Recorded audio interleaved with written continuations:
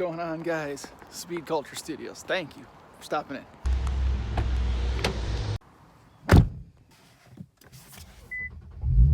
What's going on, everybody? Interesting topic today. The debate rages on.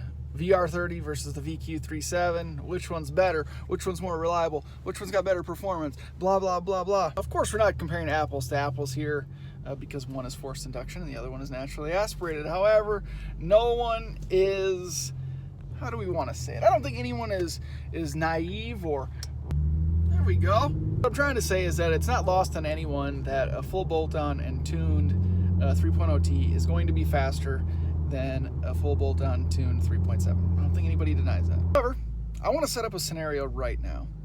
And I should have done this live because I would love your guys' reaction in real time. But I want to set up a scenario, get your feedback in the comment section below, but I'm also going to give kind of my opinion on what I think would happen. It would be a true test to see which car, I don't want to say better, but which car's better.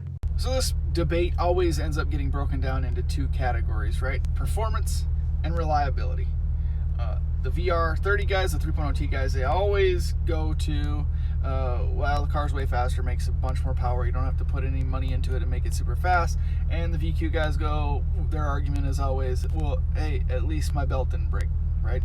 What I always say is that performance is relative, right? It's relative to what you're using the car for. For example, I know that my car, with bolt-ons and a tune, making 333, 335 horsepower, 275, 280 foot-pounds of torque, is probably going to lose in a straight line race against a, lightly modified or just tuned 3.0T. However, I'd also imagine that I would do pretty well against that same 3.0T in the mountains or on an autocross track, just because making 450, 500 horsepower, 400 and something foot-pounds of torque with an open differential isn't going to serve you that well on tight, twisty roads.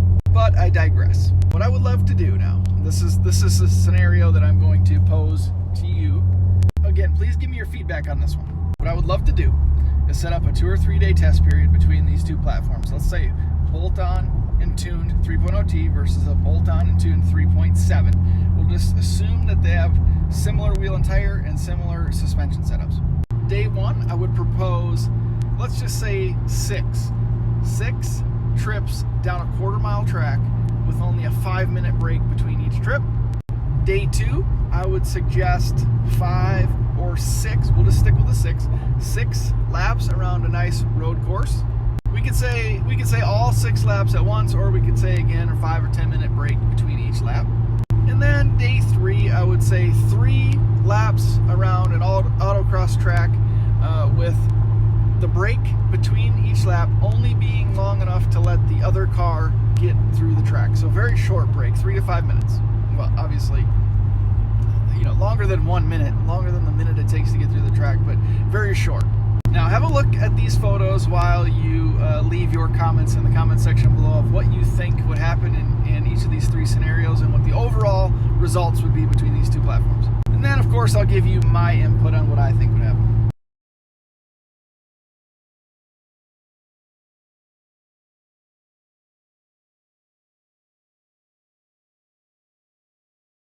Okay, guys, thank you very much for your comments. Now let's get to what the results are actually going to be, because, of course, my opinion is correct. I'm joking. But for real now, the 6 trips down the quarter-mile track with only a 5-minute break in between, the VQ37 is going to win 3, if not 4 of those trips. Now, granted, they're going to be the last 3 or 4 of those trips because the first 2, at least the first one, the VR30, the 3.0T, is going to smoke the 3.7. It'll probably win the second race as well, but by the third race, with so short of a break between the trips, the heat soak is going to set in and it is going to be a problem. By the time that 6th trip down the quarter mile comes around, the VQ37 is going to beat the 3.0T by more of a margin than the 3.0 beat the VQ on the first trip. I think the results are going to be similar on day 2 on the road course as well, assuming that breaks are taken, 5 to 10 minute breaks are taken between each lap. I would say the VQ is going to win the last 3. Of of course, for the same exact reasons. Heat soak is going to set up, and assuming all other modifications, wheels and tires and suspension are the same, you know, the VQ is going to perform pretty well. On the road course, handling the corners quite well, and, you know, not suffering from heat soak. Now on day 3, of course, assuming that 3.0T is still running, just kidding. Now I imagine day 3 is going to be more of the same, if not more of an advantage, going to the 3.7 or the 3.0T, simply because the tight corners of the autocross track are really going to put the open diff to the test of the VR30. That's making 420, 430 plus horsepower to the wheels and 400 and something foot-pounds of torque.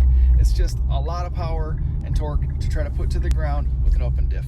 Whereas the 3.7, on the other hand, at 330-ish, 340 horsepower, you know, and under 300 foot-pounds of torque, is really able to put all of that power to the ground and not really affect the open diff so much. So I'd say in terms of just a single lap, they're going to be very, very closely matched. However, with such a short break in between and doing 6 quick laps back to back, I give the advantage to the 3.7, probably winning 3 to 4 of those races as well. Again, I'm super curious to know what you guys think the results of this test would be, and of course this is just my opinion. It's a little bit funny, it's a little bit tongue-in-cheek, but seriously, heat soak is a major issue. And I think there's a lot of people out there that would argue that overall performance means what is the car's ability to perform over and over and over again, not just one lap here, one trip around the track here, you know, things like that. But truly, guys, don't take my opinions all too seriously. Like I said, it was a little bit kind of joking, a little bit tongue-in-cheek, although heat soak does become an issue on back-to-back passes in multiple scenarios, whether it's, you know, drag strip or on a road course of some kind. But truly, this was just meant to be a conversation starter to see what your opinions were if a scenario like this truly were set up between 2 cars. So just leave it in the comment section below. Let me know your thoughts. Let me know what you think the outcome of each of them would be. Ultimately, I think it'd be evenly matched, but like I said, performance is relative, and I don't think performance can be truly judged based on one single lap, one single trip down a drag strip, for example. I think the car has to be able to perform consistently over and over and over to really get an idea of what its performance truly is. But thank you guys for watching. Thank you for your participation in this little video and letting me know your thoughts about it. And thank you for the continued support. We're growing the channel, 3,000 subscribers by the first of the year. I know we can get there. We're at 22 something right now. So thank you all very much to everyone that has subscribed up to this point. Can't say it enough. Thanks. See you in the next video.